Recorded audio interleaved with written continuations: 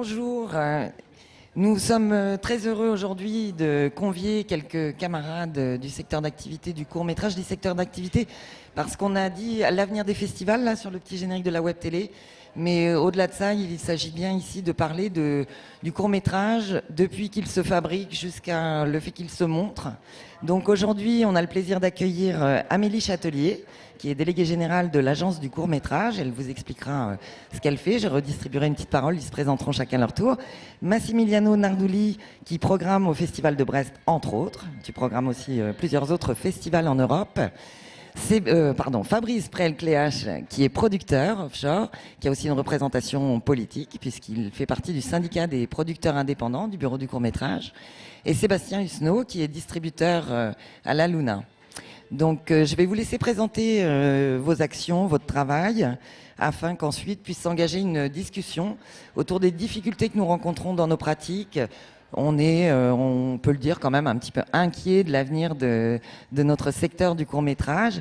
Et le but de cette table est de poser les quelques questions qui vont être en discussion, que ce soit au niveau politique ou aussi sur des pratiques dans cette économie du court-métrage qu'on essaie de rendre vertueuse et efficace. Donc Amélie, est-ce que tu peux nous dire l'agence du court-métrage, déjà, c'est quoi? Parce que là, quelques personnes le savent, d'autres ne le savent pas. Et puis il y a tous les gens qui nous écoutent sur la web télé. Donc si tu peux nous dire ce que c'est que l'agence du court-métrage. Bonjour, donc déjà, je ne sais pas si mon micro, si ça fonctionne. Bonjour à tous. Déjà, merci à l'équipe d'Offcourt pour l'invitation à cette table ronde. Donc l'agence du court-métrage, c'est une association qui existe depuis 30 ans et qui a pour mission la promotion et la diffusion du court-métrage, à la fois à destination des salles de cinéma et aussi des acheteurs audiovisuels. On a aussi une mission de conservation des films, parce qu'on a à peu près 10 000 films dans notre catalogue, qui existent en support 35 mm et aussi en numérique maintenant. On est aussi éditeur d'un magazine consacré à la forme courte, qui s'appelle Bref. Voilà un petit peu le périmètre de nos activités, mais on aura l'occasion de rentrer un petit peu plus dans le détail. Je laisse la parole à mes collègues. Merci Amélie. Massimiliano. Moi c'est Massimiliano, donc je suis programmateur, je m'occupe de plusieurs festivals en France et en Europe. Et voilà, c'est plutôt ça, la partie artistique, donc comment les films qui sont faits, produits, après ils sont diffusés dans les circuits des festivals. Et d'ailleurs, à 16h en salle, vous aurez l'occasion de voir un programme spécial que nous a concocté Massimiliano pour célébrer les 30 ans de ce festival de Brest qu'il programme. Oui, exact. Fabrice ? Oui, je suis Fabrice Prel-Cléache, je suis producteur chez Offshore, où on produit des courts-métrages et quelques longs-métrages depuis une dizaine d'années. Et je suis président du collège court-métrage au syndicat des producteurs indépendants. Sébastien ? Bonjour, moi je suis Sébastien Husneau, donc j'ai une société qui s'appelle La Luna Production, qui initialement est une société de production et qui a développé depuis une dizaine d'années un secteur de distribution de vente internationale. Bien. Alors, cette fabrication du court-métrage, elle revêt plein d'aspects, mais elle est quand même très ancrée dans des financements, des dispositifs. On peut peut-être commencer par parler de la production du court-métrage, et puis ensuite, une fois qu'ils sont produits ces films, comment ils peuvent vivre, être vus, qui est quand même un enjeu majeur quand on fait des films, c'est de les montrer au public. Donc Fabrice, est-ce que tu veux nous dire un petit peu aujourd'hui, je ne vais pas te demander de refaire toute l'histoire de la production du court-métrage en France, mais dire un petit peu qu'est-ce qui vous préoccupe aujourd'hui, parce qu'il y a des systèmes de financement qui sont tout de même assez encadrés, on est dans des politiques très encadrées en France, et aujourd'hui on se pose pas mal de questions, ça bouge, les régions fusionnent, il y a des dispositifs de contrat de plan entre l'État et les régions, tout ça est en mouvement. Et on a quand même pas mal d'incertitudes. On sait qu'il y a des crédits d'État qui baissent, et notamment pour la culture qui n'y échappe pas, voire même qui parfois peut être prise de plein fouet en premier lieu. Donc est-ce que tu veux un petit peu évoquer quelles sont vos grandes questions du moment? Qu'est-ce qui vous préoccupe le plus? Oui, en deux mots, l'économie du court-métrage repose à 80% sur des fonds publics en France, entre 70 et 80, sans doute plus proche de 80%. Le premier financeur étant le Centre national du cinéma, qui finance directement via des aides sélectives ou des aides aux structures, ou indirectement via des fonds en abondant des fonds régionaux, via des contrats de plan. Aujourd'hui, on est en pleine période de fusion des régions, et il est évident, il est probable que les fonds fusionnent, ça c'est sûr, mais que les sommes ne s'additionnent pas. C'est-à-dire que l'État attend énormément de ces fusions en termes d'économie et il n'y aura sûrement pas, on ne sera sûrement pas dans un principe du 1 pour 1, c'est-à-dire quand par exemple la Basse-Normandie et la Haute-Normandie vont fusionner leurs fonds, il y a très peu de chances que les montants s'additionnent exactement. Les élus vont demander au fonds de faire des économies. Parallèlement, le CNC a une pression forte, notamment parce qu'il a une baisse importante de ses revenus ces dernières années. Il y a une pression forte et on sait que dès cette année et l'année prochaine, on va avoir des baisses du budget du court-métrage.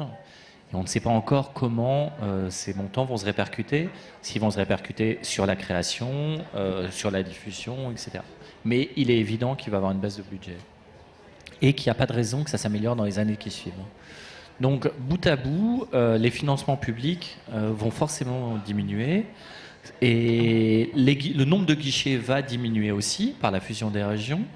Et le risque, c'est donc un vrai risque d'uniformisation et de course, on va dire, aux gros projets de court-métrage.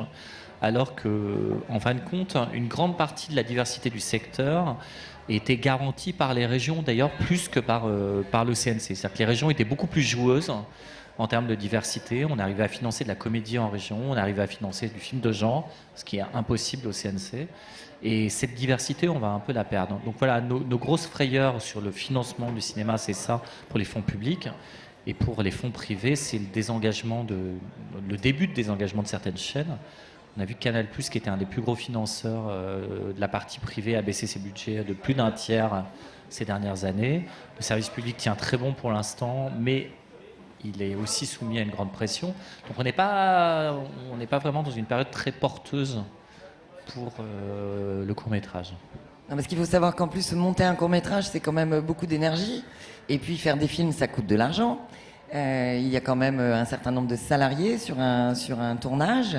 Sans parler, et justement là on pourrait peut-être en parler parce que c'est la partie que les gens voient pas forcément, c'est comment on structure tout un travail à l'année en tant que producteur. Est-ce qu'on a les moyens de s'entourer d'une équipe? Parce que plus il faut aller chercher des fonds diversifiés, plus il faut y mettre beaucoup d'énergie. Et je salue Christine Jeanne qui nous a rejoint sur le plateau, qui représente Unifrance. Tu veux te présenter, dire ce qu'est Unifrance, Christine, puisque tu es là? Tu as un micro? Juste pour rappeler aux gens qui nous écoutent et qui ne savent pas forcément ce qu'est Unifrance, Ouais. Je dois dire qu'Unifrance est un partenaire du Festival OFCO. Il nous soutient dans nos actions, notamment avec le marché du film, qui est une partie que le grand public voit moins, puisqu'il est dédié aux acteurs du marché du film qui viennent travailler de façon plus confidentielle sur ce festival. Donc bonjour, Unifrance. Unifrance, c'est l'association de promotion du cinéma français à l'étranger qui au quotidien, œuvre pour la présentation de films longs et courts-métrages dans le monde entier. Et effectivement, partie court-métrage, on est partenaire de plusieurs manifestations importantes en France et manifestations dotées de marchés comme Trouville. Et on essaie de soutenir la venue, par notre action, la venue d'acheteurs et de programmateurs étrangers. Merci Christine.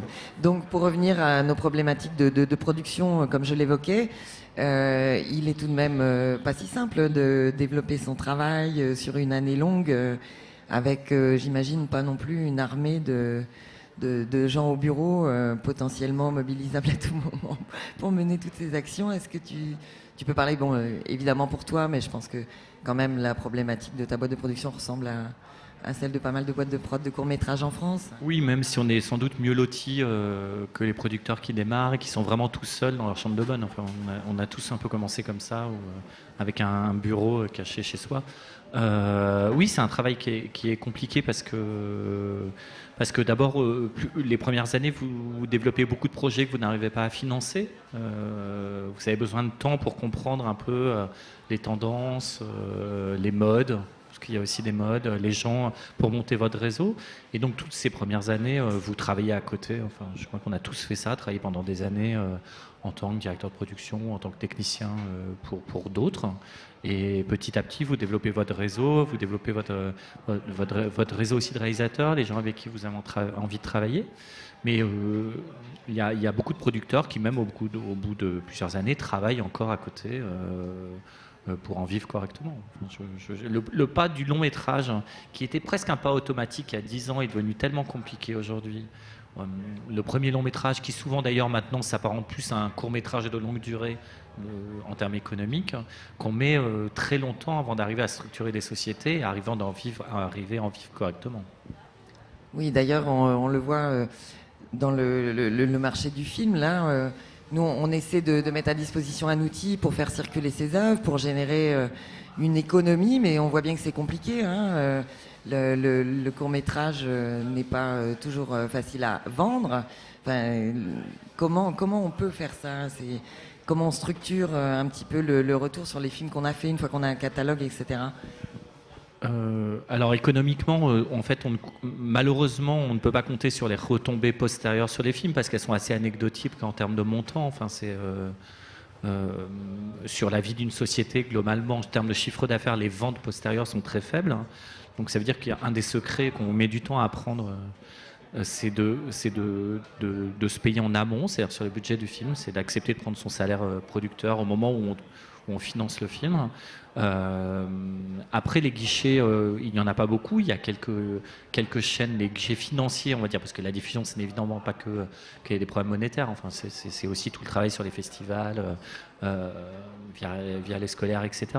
Mais en termes financiers, vous avez quelques guichets en France, quelques chaînes en France qui achètent encore du court-métrage, et quelques chaînes de moins en moins à l'international. Mais les recettes, enfin Sébastien en parlerait mieux, ou Amélie, les recettes de la vie des courts-métrages sont de plus en plus faibles par rapport à ce qu'on connaissait même il y a quelques années. Tu veux en dire un mot, Amélie, parce que c'est quand même une problématique que vous connaissez bien, l'agence, depuis le temps tu veux dire que vous œuvrez sur l'économie qui peut exister dans la diffusion du court-métrage. Comment ça se passe? Alors, oui, du coup, l'activité de diffusion de l'agence du court-métrage, location et vente, ça représente 500 à 600 000 euros de recettes reversées chaque année aux ayants droit.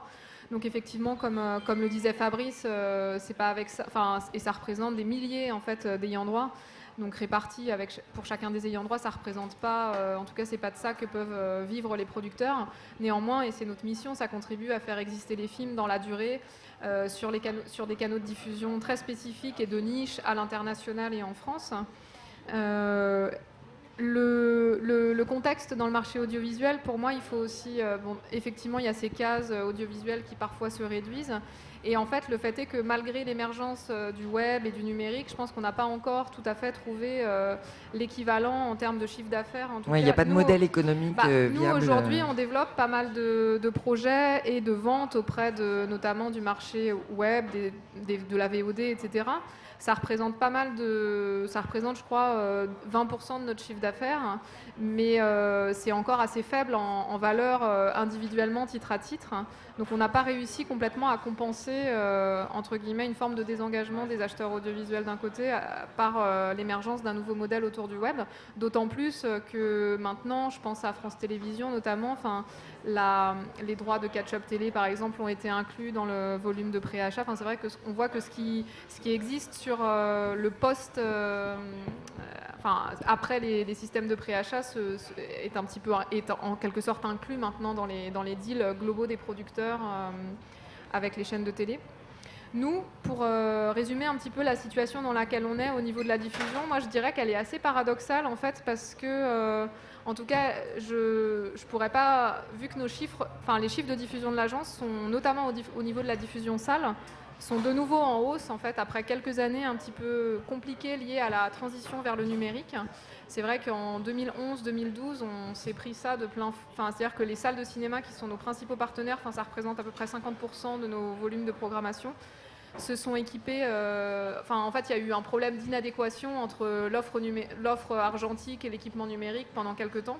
ça nous a mis un petit peu en difficulté, mais maintenant on sait bien, en tout cas la production évidemment a complètement basculé en numérique et les salles de cinéma se sont quand même saisies de cette nouvelle manière de diffuser les films avec quand même une facilité de programmation qui pour le court-métrage me semble quand même être une opportunité. Avant, les producteurs avaient 1 à 2 copies par film. Nous, on faisait de la haute couture pour réussir à placer les films.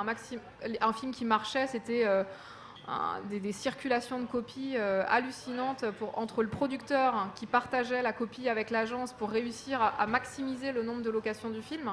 Maintenant, c'est vrai qu'un film peut exister partout au même moment. Voilà, donc ça, c'est quand même une opportunité en termes de diffusion.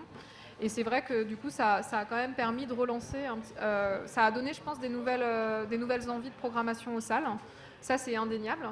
Dans un deuxième temps, là où c'est paradoxal, c'est qu'on constate aussi parce que ça, c'est un sujet qu'on a avec le SPI en travail depuis pas mal de temps. De notre point de vue, il y a une mauvaise qualification des pratiques de diffusion de courts-métrages dans les salles de cinéma, notamment les salles classées art et essai, qui sont évidemment les salles avec lesquelles on travaille majoritairement, sont assez peu accompagnées par le Centre national du cinéma sur leur travail de diffusion du court-métrage au niveau du classement art et essai. Bon, c'est assez spécifique, mais pour expliquer simplement la chose, en fait, elles ont finalement assez peu d'encouragement à diffuser les films. Elles ne retrouvent pas ça en fait dans leurs bonus ou dans leurs points qui leur donnent droit au classement art et essai. Donc ça fait partie des chantiers qui sont toujours en cours, sur lesquels on ne lâche pas. Il y a actuellement un rapport, j'imagine qu'on en reparlera, même s'il n'est pas encore sorti, mais qui est en cours de rédaction par Anne Bennett, sur lequel on a beaucoup insisté là-dessus. Donc ça explique pourquoi en fait, les salles de cinéma aujourd'hui ça ne représente plus que 50% des diffusions à l'agence du court-métrage. On a essayé depuis pas mal d'années, notamment avec le numérique, mais c'est des lieux qui ne sont pas équipés en numérique mais qui peuvent programmer sous forme de fichiers. On travaille maintenant beaucoup avec des lieux dits entre guillemets alternatifs. Je ne sais pas si vous, du côté de la Luna, sur votre volet distribution, c'est des demandes auxquelles vous êtes fréquemment confrontés. Mais nous, on a de plus en plus, il émerge en fait un nouveau volet de diffusion auprès notamment du réseau des médiathèques, extrêmement dynamique et qui en quelque sorte pour nous a un petit peu remplacé le désengagement des salles de cinéma grâce à la possibilité de pouvoir diffuser les films sous forme de fichiers. C'est vrai que ça s'est quand même pas mal développé. C'était des lieux auxquels on avait très difficilement accès en 35 mm. Oui, qui peut-être se sont équipés aussi pour présenter les œuvres dans de bonnes conditions. J'ai envie de rajouter pour faire comprendre à tout le monde que oui, il y a d'une manière régulière, ça monte, ça redescend, ça monte dans une espèce de creux de la vague permanent. Et il y a 2 ou 3 ans, on nous disait « Oh là là, le court-métrage français ne se vend plus » ou beaucoup moins à l'étranger. Et comme le dit Amélie, nous on le constate par l'étude que l'on fait annuellement sur les ventes de courts-métrages à l'international. On vient juste d'avoir les chiffres 2014, on les a pas décortiqués, mais assez curieusement par rapport à ce qu'on entendait sur la situation du marché. Le chiffre que l'on va annoncer pour les ventes 2014 est quasiment égal à celui de 2013 et supérieur à celui de 2012. Donc, comme le dit Amélie, je pense qu'en décortiquant ces chiffres, on va le constater aussi. On va s'apercevoir que les films se diffusent dans d'autres lieux que ceux auxquels ils sont a priori traditionnellement destinés, c'est-à-dire les écrans télé. Mais il y a d'autres modes de diffusion et je profite aussi de ça pour dire que le soutien que l'on apporte aux distributeurs pour aller démarcher auprès de nouveaux diffuseurs au bout du monde ou à la moitié du bout du monde peut être, si ça peut vous être utile, essayez d'en profiter un peu plus pour... voilà. Mais tout ça pour dire que oui, on s'inquiète toujours, on a 10 000 raisons de s'inquiéter, mais je trouve que quand même l'activité et le travail fait par les uns et les autres avec autant de minutie et de passion fait qu'on maintient en vie quelque chose qui doit le rester et qui ne va pas s'écrouler demain matin si on est là au bon endroit et au bon moment, comme le dit Amélie, c'est un peu ça. Il faut aller chercher ailleurs des endroits qui vont prendre le relais de ces salles qui ne diffusent pas en 35, etc., ou de ces chaînes qui n'achètent plus. Voilà. Oui, alors ça c'est un aspect important, mais au-delà de ce marché dont on sait de toute façon qu'il ne va pas rapporter des millions, tout ça, ça se saurait. Enfin, bon. Moi, ce que je peux dire, c'est que évidemment, ça ne représente pas des millions, mais je serais curieuse de Non, mais savoir... je ne le néglige pas, Christina. J'allais pas dire que c'est négligeable et qu'il ne faut pas s'en occuper, bien au contraire. Je veux juste dire, le chiffre qu'on va annoncer pour les ventes 2014, c'est 650 000 €. Je trouve que c'est pas négligeable. Et alors, évidemment, ça pèse pas dans Mais disons que ce que je voulais dire, et là je voulais en venir, c'est qu'on ne va pas juger la pertinence de continuer à soutenir ce secteur à l'aune d'une rentabilité quelconque. Et nous, on avait envie aussi de vous parler aujourd'hui. C'est l'existence de ces œuvres à l'international. Exactement. Voilà. J'avais une question pour Amélie. Et les programmes en fait, que vous faites à l'agence, en fait, ça aide à avoir plus de diffusion quand vous faites des programmes faites par vous, par l'agence, en fait, ça aide, ça facilite quand même pas mal, j'ai l'impression. Alors c'est vrai que là, depuis tout le temps, en fait, l'agence du court-métrage, c'est vrai que c'est un catalogue immense. C'est maintenant, depuis 30 ans que la structure existe. Donc je rappelle que l'agence du court-métrage, c'est un dépôt volontariste de la part des producteurs. Enfin, c'est-à-dire qu'il n'y a pas d'obligation d'inscription à l'agence du court-métrage. De fait, on est un lieu centralisateur et un lieu ressource. Et dans la mesure où on travaille en non exclusif avec les producteurs, la majorité déposent leurs films, puisque de toute façon, ça ne les empêche pas du tout de mener en parallèle leurs propres activités de diffusion. Ce qui est aujourd'hui plus facile avec le numérique. Avant, c'est vrai qu'on se partageait parfois une copie unique. Maintenant, le producteur peut déposer un DCP et en avoir un autre chez lui pour ses propres usages. De fait, on a à peu près 400 nouveaux films qui s'inscrivent par an à l'agence du court-métrage. Du coup, ce catalogue immense, voilà, 10 000 films, je pense que la force de la structure, c'est d'être capable de l'éditorialiser pour donner envie aux programmateurs, que ce soit des salles de cinéma, des médiathèques, de programmer les films. Donc on est en partenariat autour du mois du film documentaire, de la fête du cinéma d'animation. Tu peux peut-être parler du RADI aussi. Voilà, on est aussi animateur du RADI qui permet aux salles de cinéma de programmer chaque semaine en avant-séance, avant un long métrage, un film court. Il y a à peu près un réseau de 300 salles de cinéma qui sont adhérentes à ce dispositif et un volume de programmation en hausse depuis le numérique. Aujourd'hui, il y a à peu près 200 salles adhérentes sur 300 qui programment vraiment toutes les semaines. Ça fait 10 000 programmations par an. Donc c'est pour ça, par ailleurs, par rapport à cette question de la diffusion des œuvres courtes, nous, on est quand même si on n'a pas de chiffres sonnants et trébuchants, ça c'est un autre sujet, c'est celui de la question de la visibilité du court-métrage et de son... Parce qu'il y a beaucoup de choses dans le court-métrage qui se font en non commercial. Enfin, on peine en fait à donner des chiffres complètement réalistes sur ce qui se passe au niveau de la diffusion. Mais voilà, 10 000 programmations par an en avant-séance. On sait qu'il y a énormément de spectateurs qui voient ces œuvres. Pour revenir à ta question sur les programmes, du coup, c'est vrai qu'on n'est pas en tant que tel un distributeur, mais régulièrement, on propose aux salles de cinéma et d'ailleurs aux médiathèques, aux instituts culturels, à l'étranger, voilà, je pensais. Ouais. Exactement, des programmes clés en main, prêts à diffuser. Et on s'est même lancé finalement comme un distributeur classique depuis quelques années dans des sorties nationales, notamment pour des programmes de patrimoine. On a fait ça pour la première fois avec un programme consacré à Pierre et Tex et on l'a fait l'année dernière avec un programme autour des films d'Alain Cavalier. Et en fait, ces deux programmes, on a fait 5000 entrées pour le programme de Pierre et Tex et 4000 entrées à peu près pour le programme d'Alain Cavalier. Bon, c'est des chiffres qui peuvent sembler assez modestes, mais en fait qui, mis en regard de films qui sortent sur moins de 10 copies en France de long métrage, c'est en fait des chiffres qui sont à peu près dans les clous voilà, sur des films de toute petite sortie, etc. Donc c'est vrai que là, quand on sort ces programmes comme ça, on les sort comme des salles de cinéma, c'est-à-dire comme des distributeurs de cinéma, c'est-à-dire qu'on a des grandes affiches. On fonctionne au partage de recettes, alors que le modèle classique de l'agence du court-métrage est plutôt de fonctionner au forfait avec un système de location. Avec un système de location. Et c'est vrai que ça incite les salles à se positionner sur ces programmes-là qui sont éditorialement assez forts. Là, on s'est un peu fait plaisir, entre guillemets, dans le cadre de la... Je ne sais pas si vous avez vu, mais c'est la saison culturelle coréenne cette année en France. On sort pour la première fois, parce que c'est pas forcément ce qu'on trouve le plus facilement dans le cinéma français, un programme de films de genre sud-coréen. Et on a 4 salles à Paris en sortie nationale. Voilà, donc ça fonctionne. Donc là, on voit qu'on arrive un petit peu à attirer les salles.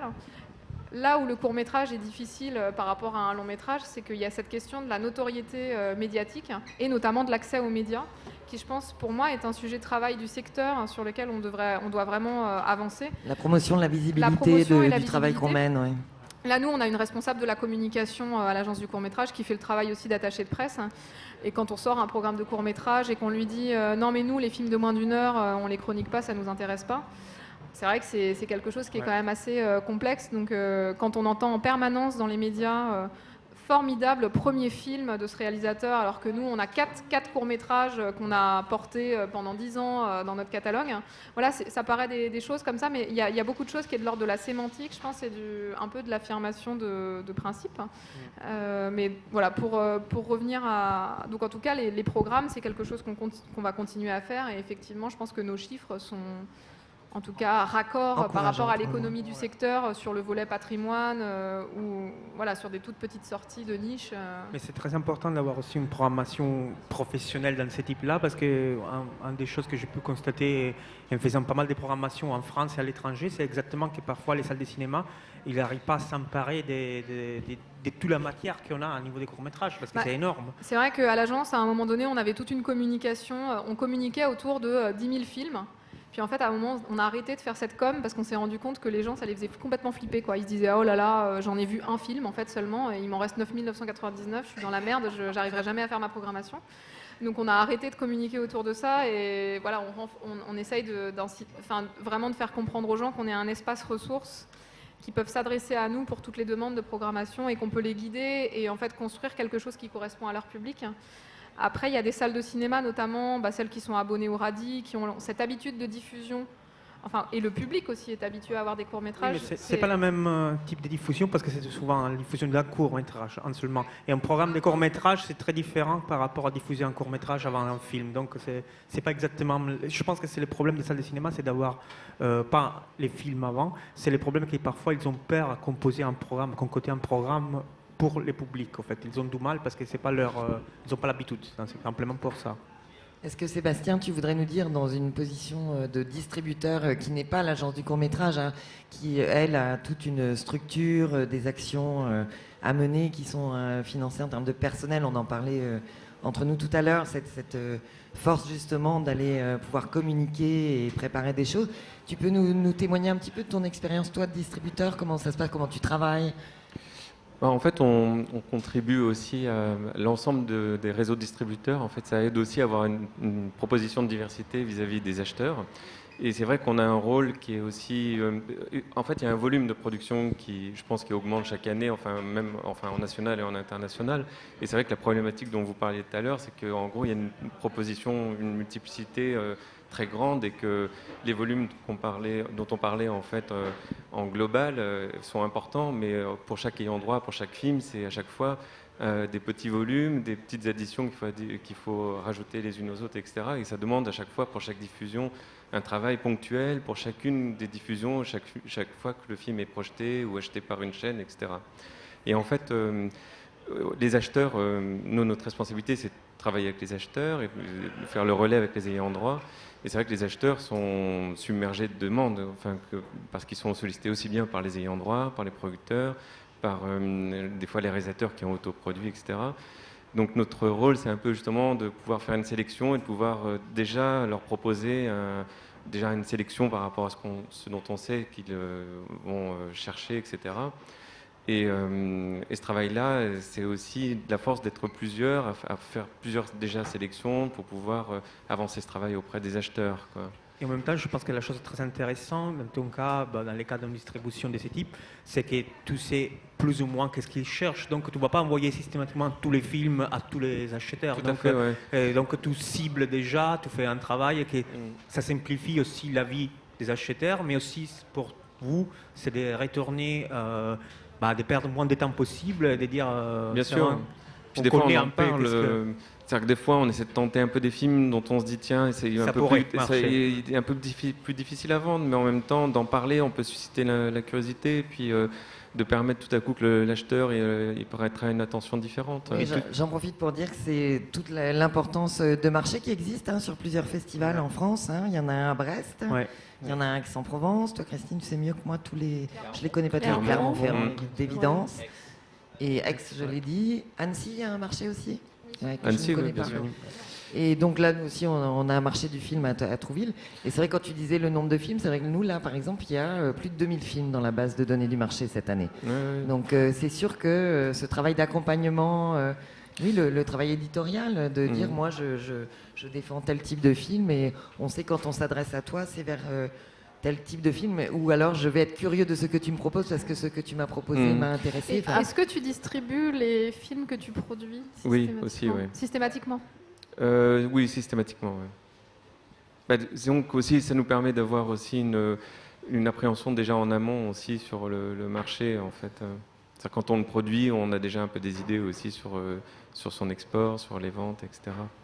Et ça nous est plus simple d'associer ces catalogues-là aussi auprès des acheteurs, de les identifier comme ça, quoi. En tout cas, ce qu'on peut peut-être ajouter aussi, c'est que par rapport à tout ce qui vient d'être dit, moi j'ai le sentiment, enfin corrigez-moi si je fais erreur, mais les films qui sont chez des distributeurs se vendent peut-être plus facilement, enfin sont montrables plus facilement aux acheteurs habitués à les acheter, à faire des achats, me semble-t-il. Et quand tu parles de choix pointus que tu peux faire toi en tant que distributeur, parce que tu es une petite structure, donc tu sais que tu peux prendre des films peut-être un peu difficiles, l'acheteur auquel tu es habitué, enfin à qui tu vas proposer, il regardera peut-être plus facilement que le film difficile en question. Si c'est toi qui lui proposes, plutôt que s'il le reçoit ou s'il est sollicité directement par le réalisateur ou par le producteur. Alors, ça pose la Enfin, question, il me semble. Ça pose la question de l'accompagnement des films. Et je pense que là, on a un petit peu parlé ensemble tout à l'heure, mais c'est vrai que c'est un aspect fondamental quand même d'accompagner ces films, de pouvoir les présenter, tout ça. Et notamment, là, je vois qu'il y a des gens de la Maison de l'Image Basse-Normandie qui sont là. Les régions, justement, on y revient là, avec leur fameux fonds d'aide, ont des démarches en ce moment favorisées un petit peu par le CNC pour accompagner la diffusion de ces films soutenus dans les régions. Déjà, il y a pas mal de régions qui avaient déjà ce travail en amont de distribution des films, mais c'est vrai que c'était sans doute un travail qu'il fallait accentuer. Il y a eu des discussions avec l'ancienne directrice de la création au CNC qui s'occupait des collectivités locales et qui a essayé qui a permis aux régions de débloquer une partie de l'enveloppe commune qui est dédiée au court-métrage pour faire des œuvres de diffusion de ces films. Ça c'est vraiment intéressant parce que c'est vrai qu'on a pu observer, nous, qu'il y avait des régions où pendant des années les films n'étaient pas diffusés, c'est-à-dire qu'ils y étaient tournés avec des techniciens locaux souvent, etc., cofinancés par la région, et le film ne circulait pas en région, il pouvait circuler au national mais pas en région. Donc pour pouvoir mettre de l'argent pour favoriser cette diffusion en région et qu'elle soit faite par la région en plus du travail que peut faire l'agence ou que peuvent faire les festivals, c'est quelque chose qui est extrêmement important. Oui. Mais après, ça reste une somme limitée. Je crois que c'est 50 000 € par an, donc c'est vraiment un bonus pour une action de diffusion. Ça, je peux peut-être dire un petit mot là-dessus, parce que c'est vrai que du coup, il y a pas mal de régions. Donc, en fait, techniquement, chaque région pouvait obtenir, je crois, un financement effectivement de 50 000 € supplémentaires sur des projets de diffusion liés au territoire et vraiment fléchés sur des films soutenus. Moi, ce que j'ai trouvé très intéressant dans ce nouveau dispositif, c'est qu'il y a beaucoup de régions qui sont venues nous voir à l'agence du court-métrage pour nous proposer des projets ou pour inventer des choses avec nous. Et il y a eu énormément de modèles différents. Chacun a gardé... Il n'y a pas eu entre guillemets, de modèle unique de diffusion sur les territoires. Chaque région est un peu venue avec ses spécificités. Je vous rappelle que ces fonds sont le fait de politiques culturelles menées par les régions. Donc chaque région mène la politique qu'elle entend mener. Donc tu as une diversité forcément de désirs. Pour nous, en termes de programmation et de diffusion de films, c'était vraiment... par exemple, en Basse-Normandie, il y a une association régionale de salles qui s'appelle Macao, qui a monté 2 années... Enfin, c'est la 2e année, ils ont monté un petit programme de court-métrage, de films soutenus qui tournent dans les salles. Il y a eu aussi un projet d'édition DVD à destination des médiathèques en consultation sur place et aussi en projection publique pour les médiathèques équipées d'un espace de projection. En Bretagne, il y a une association qui s'appelle Cinéphare, Il y en a qui est deux, une association de Cinéma salles. 35, Voilà. en Ille-et-Vilaine, et Cinéphare. Cinéphare qui a monté Finistère. un dispositif d'avant-séance, enfin une sorte de radis Breton, ouais. dédié exclusivement aux films soutenus en région. Il y a la même chose qui s'est faite avant même ça d'ailleurs en région Rhône-Alpes. Cyclique est en train de monter aussi un projet un peu identique. Enfin, voilà, C'est en région centre, pour ceux qui ne savent pas. il y a aussi, les régions s'en sont emparées via aussi, parce qu'on n'a pas du tout parlé des dispositifs régionaux, enfin des dispositifs d'éducation à l'image et notamment de leur déclinaison régionale. J'allais y venir dire, mais ces Mais, films, en fait, qu'est-ce qu'on en fait, à quoi ils servent, entre guillemets, même si j'aime pas du tout ce mot-là, mais il est vrai qu'ils sont très utilisés dans toute l'action culturelle, l'éducation à l'image, parce que le format court s'y prête volontiers. Et toi, tu veux parler de ça, ouais, par exemple, oui, c'est vrai que en dehors des festivals, des grands festivals, pour nous comme activité, par exemple, on travaille avec des films tout le long de l'année, d'éducation à l'image, soit à niveau régional, local, régional, mais soit à niveau européen aussi. L'idée, c'est qu'il y a cet échange entre les films français qui vont à l'étranger, d'amener des choses et de prendre des films de différentes cultures pour parler, et de l'utiliser vraiment comme des outils de travail pour pouvoir parler. Et c'est vraiment vaste en fait, parce qu'on peut vraiment aborder tous les sujets avec les courts-métrages, même plusieurs sujets dans les mêmes projections. Donc, et même encore plus intéressant, différentes sensibilités culturelles, différents codes culturels de l'Europe, par exemple, ou internationaux, par rapport au même sujet. Donc, on peut parler avec une vision française, une vision britannique, une vision espagnole du même sujet, et voir les différences et les analogies comme dans tous les pays ils se croisent, et ça c'est vraiment riche comme travail, mais c'est souvent un travail qui est fait dans un cadre de bonne volonté. Oui, Voilà. et d'ailleurs c'est important la bonne volonté parce que on en parlait. Donc il est compliqué, vous l'avez compris, tout de même de financer un court métrage. Que si on le regarde à l'aune de la rentabilité, on oublie, on fait pas ce métier-là. Enfin, on arrête. Et ensuite, là où je voulais en venir, c'est que tout l'accompagnement du film qui peut être fait avec la présence des réalisateurs qui viennent rencontrer le public, les animations ou au-delà de ça, tous les processus d'éducation à l'image qui sont faits. Certes, souvent, on arrive quand même à le financer. Alors là, je pense à la Maison de l'Image Basse-Normandie parce que je la connais bien. Je sais qu'ils, tant que possible, ils rémunèrent les personnes qui se déplacent pour accompagner le film et pour faire de l'éducation artistique. Mais bien souvent, dans les présentations des films en salle à la rencontre du public, il est très compliqué de dégager une enveloppe. Quand on a réussi à payer le train et à manger une chambre d'hôtel au réalisateur qui s'est déplacé et qui, de toute façon, ne va pas repartir parce qu'il n'est pas à Paris, il n'y a pas les transports à telle heure. Voilà, ça coûte de l'argent aussi. Et je crois que les gens ne soupçonnent peut-être pas dans le grand public, et c'est là où on se pose la question, nous, en fait, de comment on communique et comment on rend ça visible, ce travail de fourmi, en profondeur qui est fait. C'est que là, avec l'aménagement, par exemple, du temps scolaire dans les écoles primaires en France, on a vu se développer des créneaux d'ateliers animés tant que possible par des professionnels ou des artistes même émergents. Il ne s'agit pas forcément d'avoir que des gens confirmés, pas besoin d'être super confirmés pour transmettre du désir et tout ça, mais soit on va vers de la pratique purement amateur et pourquoi pas, on ne la néglige pas, elle a sa place aussi, mais si on veut continuer à être un peu vertueux, à emmener les gens vers des choses professionnelles, faites par des professionnels avec comme ça des choses qui se construisent aussi sur le temps. Enfin, je pense qu'un enfant qui va rencontrer un réalisateur, qui va peut-être l'avoir allumé sur quelque chose un jour et puis qui s'aperçoit qu'il a un parcours et qui va même peut-être le suivre, c'est quand même fondamental et fondateur d'une culture générale, d'un sens critique, d'un regard, d'une éducation au regard, non pas pour le formater, mais au contraire pour l'ouvrir dans sa diversité. Donc c'est un petit peu ça qui nous questionne, hein. C'est pour ça qu'on avait envie de lancer un petit peu cette discussion et de profiter d'un Après, l'éducation festival. artistique et culturelle, en théorie, fait partie des priorités de la ministre de la Culture et de la Communication. Donc après, tout est toujours une question de moyens, parce que ce qu'on peut constater par rapport à tous les dispositifs lycéens, collèges, écoles et cinéma, c'est que c'est quand même plutôt des dispositifs qui sont en difficulté financière, notamment... Et là, pour parler aussi un petit peu des inquiétudes, on a parlé de la fusion des régions du côté de la production, mais en fait les questions sont les mêmes du côté de la diffusion des œuvres et notamment du côté des dispositifs Oui, je peux juste donner un d'éducation, petit éclairage pour ceux ouais, qui ne bien sûr. sauraient pas.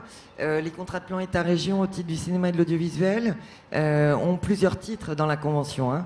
Bien souvent, il y a les commissions du film qui s'occupent d'accueil de tournage. Et là, je me permets de souligner, pour avoir bien connu la problématique et m'en être occupé moi-même à un temps en Normandie, l'accueil de tournage de courts-métrages, au-delà du fonds d'aide qui apporte de l'argent pour fabriquer, soulage la production parfois de plein de dépenses qu'elle aurait eu à faire en amont, de repérage, etc. Et puis solutionne quand même, hein, tant que tout le monde opine du chef là, en convient, beaucoup de problématiques sur place. C'est une aide logistique qui est valorisable et qui est vraiment importante. Il y a donc ces fonds d'aide qui sont une part évidemment importante, ça coûte cher de faire des films, donc soutenir un petit peu, ça sert à rien, hein. Quand on soutient un film, il faut vraiment bien le soutenir.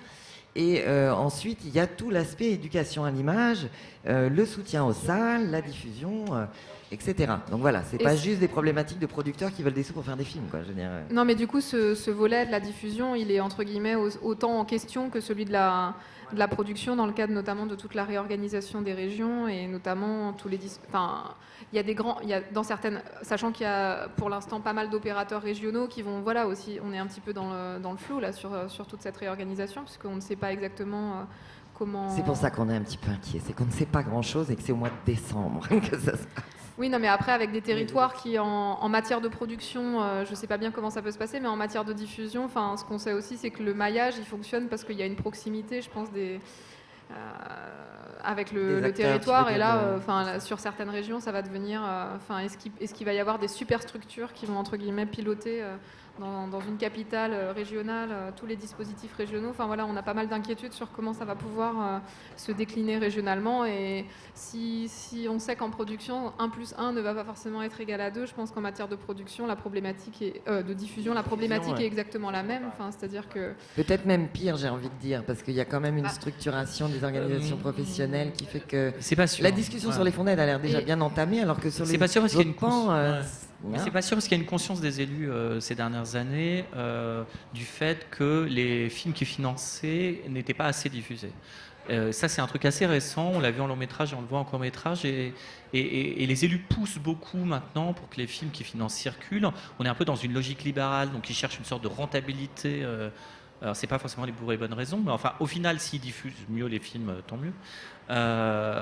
Et donc, c'est pas sûr que l'un ou l'autre soit qu'il y a un équilibre qui se fasse entre les deux. Pour l'instant, les premiers retours qu'on voit, c'est plutôt que une logique économique, c'est-à-dire en production, c'est un décentrage des budgets sans doute vers l'audiovisuel au détriment du cinéma, parce que l'audiovisuel est plus et sans doute source de retours financiers. Ça fait travailler plus de techniciens en région, etc. Et le risque est vraiment qu'on se déplace d'une aide culturelle à une aide économique. En fait, ça, oui, c'est vrai vraiment que le vrai danger dans les la années à retombée venir. économique est souvent comme souvent ça un élément d'appui pour tout à fait. solliciter le politique, et c'est bon, on va pas tous quand même les mettre dans le même panier. Là, je pense qu'on a quelques élus, on peut espérer, dans ce pays, qui ont un sens de quelle politique culturelle on peut mener sans qu'elle soit soumise à toute rentabilité ou retombée sonnante et trébuchante. Moi, j'ai envie de dire la retombée culturelle, l'avenir de l'éveil des consciences, qui sont les problèmes qu'on retrouve à plein d'endroits. Enfin, je veux dire, la recherche fondamentale est dans les mêmes problématiques. Et je trouve qu'il y a une analogie vraiment intéressante là-dedans. C'est quel avenir de discussion, de diversité, des points de vue on va se donner, quoi. C'est quand même ça. C'est pour ça qu'il faut tout le temps qu'on prêche la bonne parole et qu'on réexplique qu'il y a un grand nombre de... la quasiment intégralité des régions qui vont changer d'élus, soit par changement de bord politique, soit par renouvellement. Et donc, il faut qu'on explique et qu'on réexplique à quoi sert le court-métrage, que c'est une économie de prototype, qu'est-ce que ça veut dire que diffuser du court-métrage, qu'est-ce que c'est que le travail d'éducation à l'image. Et tout ce travail vers les élus, il faut le faire en permanence, et vers les futurs élus, surtout quelque part, pour éviter des déconvenues dans les mois à venir. Après, juste sur le volet de la diffusion, et je pense notamment aux festivals qui sont, il faut le rappeler, mais des partenaires essentiels de la diffusion du court-métrage et de la visibilité des œuvres aussi.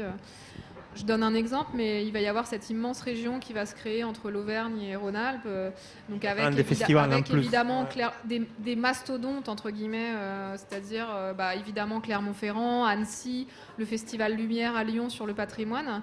mais il y a aussi Grenoble, Villeurbanne, etc. Donc voilà, cette nouvelle région va se retrouver, mais il y en a beaucoup d'autres évidemment, mais cette nouvelle région va se retrouver avec tous ces festivals et comment ils vont arbitrer, c'est-à-dire que Clermont-Ferrand était quand même un des festivals majeurs de la région Auvergne. Aujourd'hui, comment ils vont se retrouver dans ce nouvel écosystème où ils se retrouvent finalement plus les gros d'une nouvelle région. Moi je suis quand même... nous, on est quand même assez inquiets des arbitrages qui peuvent être faits au niveau régional avec des nouveaux équilibres qui doivent se construire et un écosystème qui doit quand même se repenser à l'aune quand même d'économies budgétaires envisagées. Le risque est qu'on se retrouve à monter les uns contre les autres, en fait. C'est une sorte de concurrence stupide. Dans un contexte quand même, il faut le rappeler, mais d'érosion des financements publics sur les festivals depuis la crise des crédits de l'action culturelle en 2008 et les choses en fait n'ont pas été vraiment rétablies depuis. Donc avec des festivals qui sont quand même dans un contexte de fragilisation depuis quasiment 8-10 ans qui ne fait que... Surtout que quand tu cherches à trouver d'autres partenaires type Europe ou quoi, il faut vraiment monter des gros projets.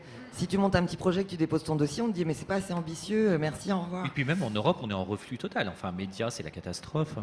L'argent européen, il va disparaître aussi de la même façon. On est dans la même logique française et européenne. Il ne faut pas y chercher. On ne trouvera pas le salut je ne veux pas vous inquiéter, mais nous qui sommes plutôt franco-québécois, donc par définition difficilement éligibles au fonds européen, puisqu'on n'a pas un plus de 50% européen non national. Au Québec, c'est aussi terrible. Là. Je ne sais pas s'ils sont là, parce qu'il y avait qui étaient intéressés, mais ils sont déjà partis sur le marché ou quoi. Ils voulaient assister à cette discussion, ça les intéressait de nous entendre voir. Ils pourront faire le replay puisque la chaîne Off Court est sur YouTube. Mais en tout cas, au Québec aussi, c'est en question dans leur mode de financement. Ça se réduit comme peau de chagrin. Et notre problématique n'est pas que nationale, quoi. Je voulais revenir en seconde sur ça que disait Amélie, c'est par rapport au festival, à la concurrence qu'il peut y avoir entre festivals, parce que ça risque de faire vraiment des énormes dégâts. Parce qu'en mettant un festival contre l'autre, et n'est pas aidant des festivals qui vont disparaître, le problème c'est qu'on va perdre vraiment de la variété. Et aussi en même temps, si on enlève des gros festivals et on les réduit, aussi ça va être un risque. Donc c'est vraiment... Moi j'ai vécu ça personnellement, par exemple en Italie, à mon pays, à Rome, quand ils ont monté les grands festivals de cinéma de Rome, qui a tué tous les petits festivals, où il a réduit de 90% la plupart des subventions, et il a tué toute une variété et tout... l'intérêt d'avoir des différents festivals, d'avoir différents univers cinématographiques qui sont représentés dans des festivals. Et c'est vraiment dommage, en fait.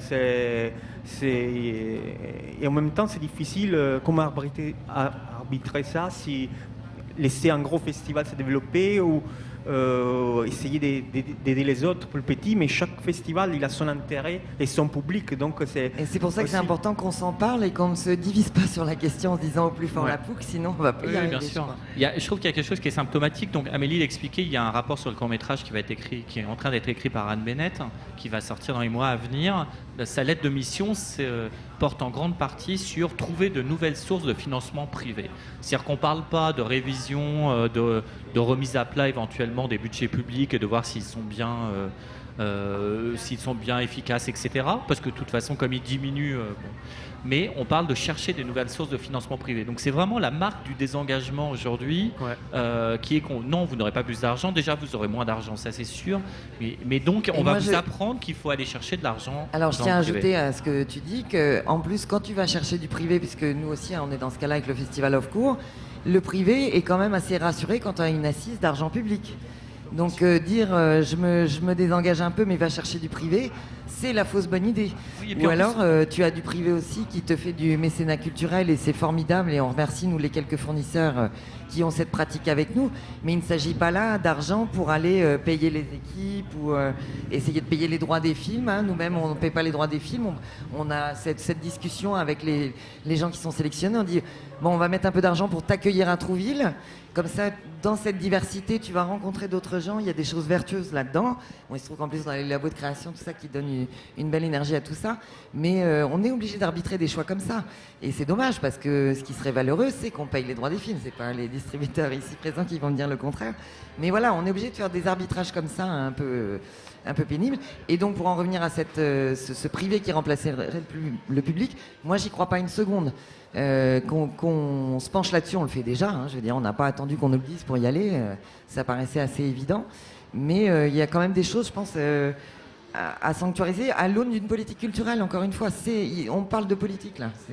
Oui, même si ça peut être intéressant de faire venir de l'argent du privé. Je veux dire, il faut. C'est ce que je dis. J'ai rien contre. Mais on n'est pas dans faut une. Pas croire qu'il va se substituer. Voilà, mais ça suppose aussi, enfin, tout le monde nous rabâche le modèle anglo-saxon, mais ça suppose aussi d'avoir les dispositifs fiscaux en conséquence. C'est-à-dire que les sociétés anglo-saxonnes ont un certain nombre de réductions d'impôts très importantes lorsqu'elles mettent de l'argent dans la culture. C'est des systèmes qui n'existent pas en France. Si on veut à un moment pouvoir avoir un soutien financier du privé qui vienne augmenter, et non pas suppléer, mais augmenter l'argent de la culture, il faut déjà s'en donner les moyens et intéresser fiscalement les sociétés. Aujourd'hui, on est à des kilomètres de ça. Et donc, et puis ça s'accompagne, de toute façon, même si on intègre un peu de privé dans nos pratiques respectives, on ne peut pas développer une politique de mécénat en 3 mois pour pallier un désengagement du public. Enfin, je pense que c'est quelque chose. Non, on est bien d'accord. Et puis la défiscalisation, je veux dire, c'est autant d'argent qui va pas retomber dans les caisses de l'État. Donc si l'État veut plus d'argent, vous voyez, c'est un petit peu compliqué quand même comme débat. D'ailleurs, c'est tellement complexe que là, nous nous sommes dit qu'on allait prendre ce temps-là sur ce plateau de web télé et qu'ensuite on allait se donner des clauses de rendez-vous dans différentes manifestations dédiées au court-métrage dans l'année qui vient. On va parler en termes d'année scolaire, septembre à septembre. Et on va se donner rendez-vous chez toi, ça sera chez moi, ouais. Ça sera à Brest du 10 au 15 novembre. Et on continuera un peu cette réflexion et peut-être aborder aussi les sujets de comment en fait, c'est important de se connaître, de se rencontrer, et même entre nous, parce que c'est pas tout le temps et pas forcément on connaît exactement très très bien et très à fond les problématiques et les problèmes que ça fait chacun. Et comme on doit trouver une solution vraiment tous ensemble. Donc je pense que ça pourrait être vraiment une bonne réflexion à faire et pour un prochain rendez-vous, un bon point de départ. Voilà, donc le rapport de Mme Bennett, je crois, est remis fin septembre, début octobre.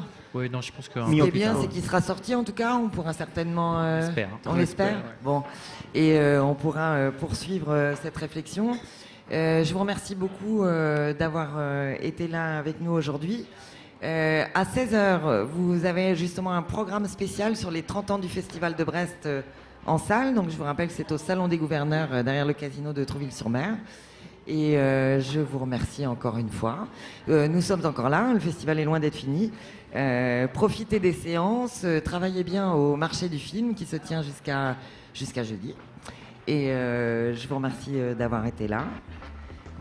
On rend l'antenne, Audrey? Ça se passe comment? J'ai pas l'habitude de faire de la télé. Je rends l'antenne, merci. Merci la Web TV d'Offcourt. Merci.